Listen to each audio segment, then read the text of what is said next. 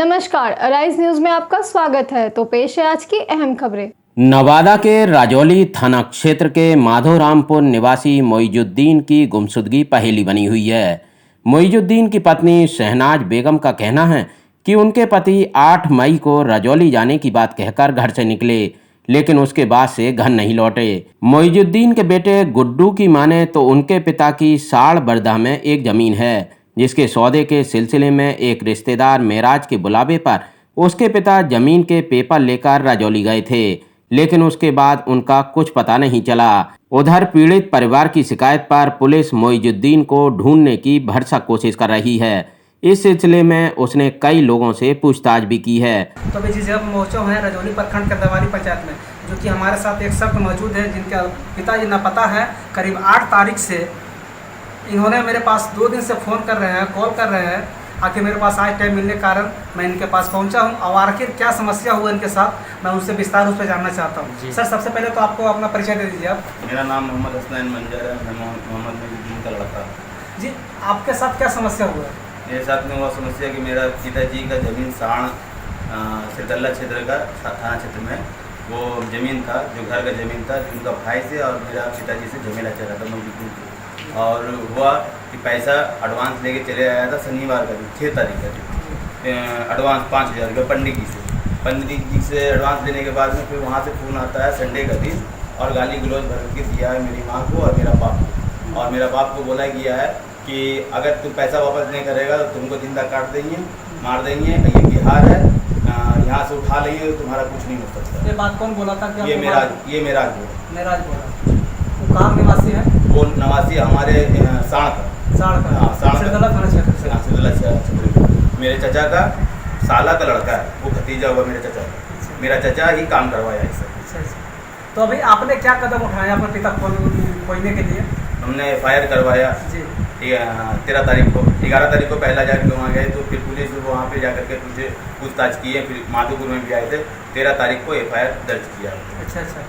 ये अभी थाना प्रभारी आपको क्या दे रहा है? जो आयु आपका बंदा है उसने क्या आश्वासन दिया आपको? वो मैं डेली फ़ोन कर रहा हूँ शाम में या दिन में कि क्या हुआ सर, हमारा पिताजी जब मर जाएगा उसका बॉडी पूरा सड़ जाएगा, उसके बाद में हम लोग को पता चलेगा कि कहाँ है और कैसा है।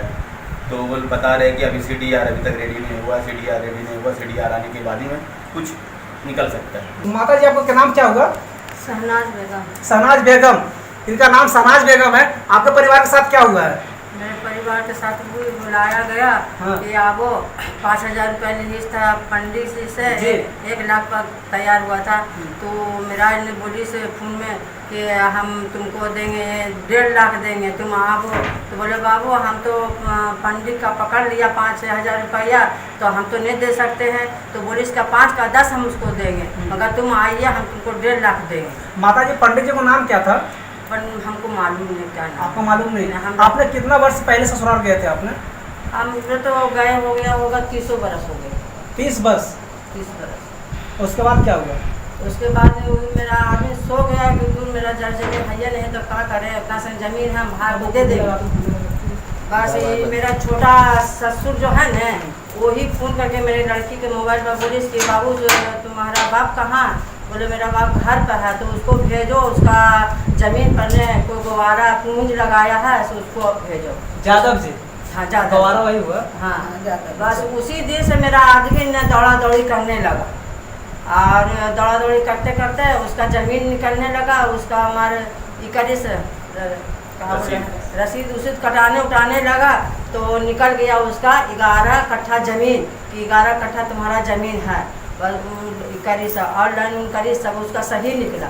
उसी लालच जाने आने लगा और बस घर का उसका ध्यान आ गया कि मेरा भाई बना लेगा। तो बोले हम भाई तो एक डिसमिस ज़मीन ले चुका है घेवाड़ी। छोटा चाचा ने पैसा दिए से 2000 रुपया और ज़मीन दे दिया, ये जब ज़मीन मेरा हो गया। उसी से पंडित जी से बात कर करके वो 5000 रुपये एडवांस लिए और बोले इसके लाख रुपये में हम। जो ज़मीन आपने बेचा था वो ज़मीन कहाँ का मैटर है? साल बढ़ता है। भैया आपको पता है? पता है। हाँ, 1-2 बार गए। जो आपने बुलाया था वो किस मैटर में बुलाया था? जो कहाँ बुलाया था आपने आपको पिता के? हमारे पिता को बोले थे कि पेपर लेकर आओ यहाँ पे अनुमंडल। पिताजी यहाँ से बोल के गए कि हम जा रहे हैं अनुमंडल। मेरी माँ रोकने की कोशिश की तो बोली कि हम शाम तक आ जाएंगे। पेपर था, ज़मीन का रसीद था और सभी लेके गए अनुमंडल। 3 साढ़े 3 बजे यहाँ से निकले। उसके बाद में हम लोग सोचे गए तो चले आएंगे। 5 साढ़े 5 बजे तो फ़ोन इधर से जाता है अब्बा के पास में, तो कॉल स्विच ऑफ आता है। अच्छा, और उस दिन से स्विच ऑफ है तो आज तक स्विच ऑफ है। तो आपने महराज का नंबर था आपके पास? हमारे पास में मेराज का नंबर है। तो मैं क्या उसको नंबर? कॉल किया, वहाँ पे चाचा को भी कॉल किया कि मेरे पिताजी आए वहाँ पे, तो वो लोग बोल रहे हैं नहीं आए। अच्छा, हम लोग आखिरी गाड़ी से इधर से गए हैं, बोले रजौली जा रहे हैं, बोले नहीं ऐसा कोई बात नहीं, तो इधर नहीं आए। आपके पास कोई प्रूफ है कि महराज बुलाया आपके पिता को? मेरे पास में प्रूफ तो अब्बा के मोबाइल में मिलेगा, इसलिए कि फ़ोन लास्ट फ़ोन वही लोग का है। उनका नंबर क्या, नंबर उनका बताइए, नंबर याद है? हाँ, उनका नंबर याद है। बताइए उसको, उनका नंबर बताइए आप, जो कि लोगों तक पहुँचे और पुलिस प्रशासन तक पहुँचे, जो कि इनका न्याय मिले। 7337 562 305।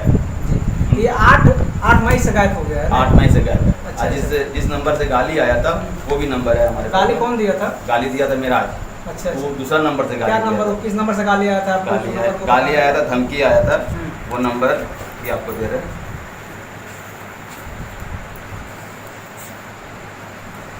देखिए, जिस नंबर से इनको अब्द व्यवहार से बात किया गया था, गाली गलौज की बात किया गया था, वो नंबर भी निकालने का प्रयास कर रहे हैं और उसको सुनिए उनके बाद क्या कर रहे हैं। 90 जी, 60 86 3 888। अच्छा, इस नंबर से गाली आया था। अच्छा। इस नंबर से 3-4 बार गाली आया था, जो उनके मेरी पास- माँ को और मेरे बाप को धमकी दिया गया। और हम लोग जब बेंगलोर में थे तो पिछला संडे यानी कि 7 तारीख का दिन, 7 तारीख का दिन मेरी माँ बताई कि ऐसा था, गाली आ रहा। तो हमने प्यार से बात किया, तो मेरे को भी गाली दिया। मेरे को भी बोला अगर तुम्हारा बाप आएगा तो हम यहाँ पे जिंदा गाड़ देंगे, कि बिहार है बेटा, उठा लेंगे तो पता भी नहीं चलेगा।